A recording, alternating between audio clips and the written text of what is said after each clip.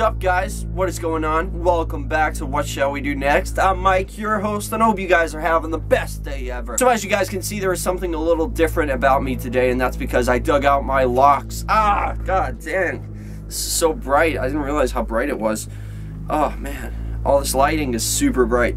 These sunglasses, I dug them out today, and I was like, you know what? I haven't seen these babies in years, so I'm going to throw them on for this video, see how I look.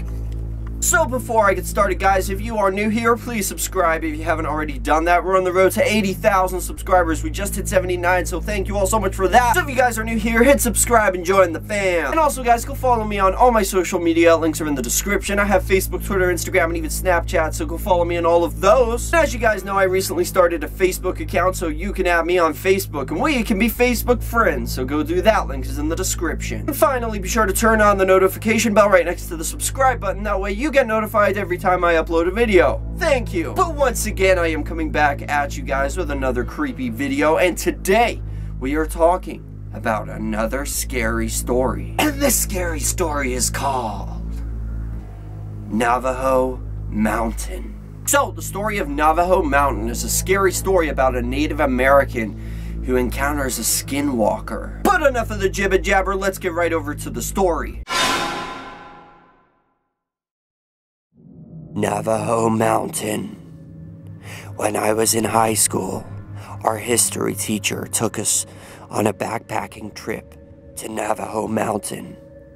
One night, while we were gathered around the fire, he dropped a story on us that chilled us to the bone.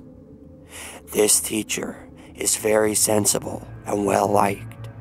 He assured us that he doesn't normally believe in ghost stories and the like, but he's convinced that the man who told him this story is for real.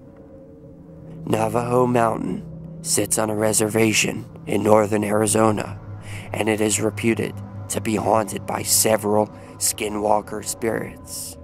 These creatures are known as Native American shapeshifters. They say the skinwalkers of Navajo Mountain are bloodthirsty beings who protect the cultural relics which can be found at ancient sites throughout the mountain. It is said that the skinwalkers of Navajo Mountain will kill anyone who disturbs the artifacts, and then they will take on the shape or skin of their victim. The site has a lot of ancient artifacts such as arrowheads, pottery shards, and artwork on rock faces. While we were camping there, we saw a lot of these artifacts, but we were strictly warned not to touch any of them. My history teacher said that the last time he traveled to Navajo Mountain was about 10 years ago during his summer vacation. He was there to do some hiking and camping.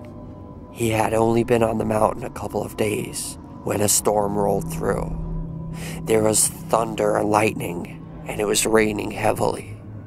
So he quickly packed up his gear and drove to the nearby town to wait for the storm to pass. While he was sitting in the local bar, nursing a beer, a strange, bedraggled man came in and sat down at the bar beside him.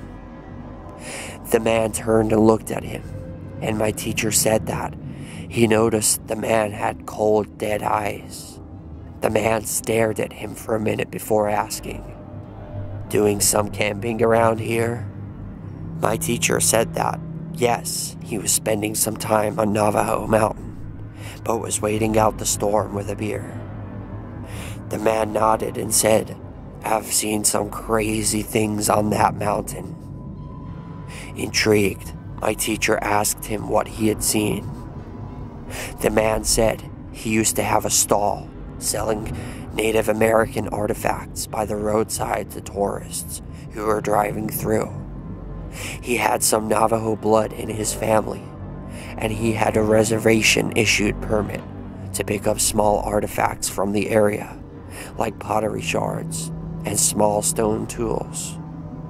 The man said he had two brothers, one older and one younger, who would often help him comb the mountain for objects they could sell at their stand. One day, the man asked his younger brother to head up to the mountain and see if he could find some more artifacts. He told him that he would come by in his truck to pick him up. A few hours later, the brother set out to hitch a ride to the site. A couple of hours later, business was drying up for the day, so the man shut his stall and set out to meet his brother. He drove up to the mountain, parked in the dirt lot, and started calling his brother's name. As he wandered up the path, he heard a strange noise. It sounded like someone snickering. Growing uneasy, the man continued up the trail, and the snickering grew louder. He said it sounded like his younger brother's voice. The eerie snickering turned into a deep, booming laugh. According to the man, the laughter was so malevolent and evil, it almost caused the blood to freeze in his veins. He was certain it sounded like his brother, but he had never heard his brother laugh like that before. After about 100 yards, the man was rounding a rocky outcropping when he suddenly spotted his younger brother standing about 50 feet up on a cliff. The man stopped in his tracks and stared in horror. His brother's throat had been slit from ear to ear, and blood was pouring from the wound. His eyes were wild, and he was laughing. Whatever it was, the man knew it wasn't his brother anymore. When it saw the man, the thing stopped laughing. It slowly turned its head to the sky and let out a blood-curdling howl. The horrified man turned and ran as fast as he could back to his truck. He could hear the thing running behind him. Hot on his heels, he managed to make it to the truck and jumped in. Revving the engine, he tore out the parking lot as fast as he could. Looking in his rear-view mirror, he saw the creature chasing him down the road. It was running on all fours right behind the truck. The thing followed him all the way back to his house and never stopped grinning for the entire drive. The man scrambled out of his truck and ran into his house, slamming the door behind him. When he peeked out the window, he saw the thing that used to be his brother. It was sitting on the middle of his lawn, grinning up at the window, blood still dripping from where its throat had been sliced open. This went on for 2 days. The man was too terrified to leave his house. Occasionally, the creature would laugh its horrible laugh or howl at the moon. On the 3rd day, the man called the local shaman for advice.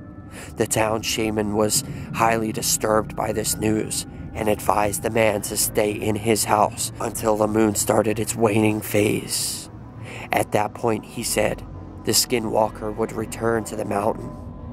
The shaman expressed his sympathies for the loss of the man's brother and assured him that he would chant and pray for the spirit to move on. Fortunately, the man had enough food and water to wait the 5 days it took for the moon to pass its full phase and start to wane. On the 2nd night of waning, the man went to his window and saw that the skinwalker was indeed gone. Relieved, the man called the shaman to tell him the good news. The shaman asked the man if he had seen his older brother recently, as nobody in the town had seen him for a few days, and there was no one out running the brother's roadside stand. The man said he had not heard from him, but that he was going to head back up and check out the mountain, as he had a sudden feeling of certainty that that was where he would find his older brother. The man got in his truck and headed up to the dirt lot and parked his truck. As soon as he opened the door, he heard a familiar sound, that evil, malevolent, unearthly laughter. But this time, there was something different about it. This time, It sounded like two voices. The man looked up and saw his two brothers standing on the top of the rock face, both grinning down at him, both dripping blood from their gaping wounds in their necks. The man jumped back into his truck and tore out of there like a bat out of hell. He didn't even look in his rearview mirror until he got to the edge of town.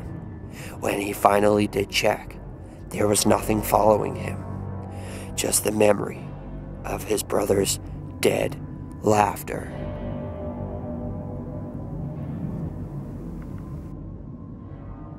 And that is the end of that. Now, I really love stories like this. I really do. Like that story about the Wendigo and now Skinwalker. And I'm thinking about doing like a Chupacabra next. I'm thinking about doing all these like Native American creatures that people believe are still here with us today.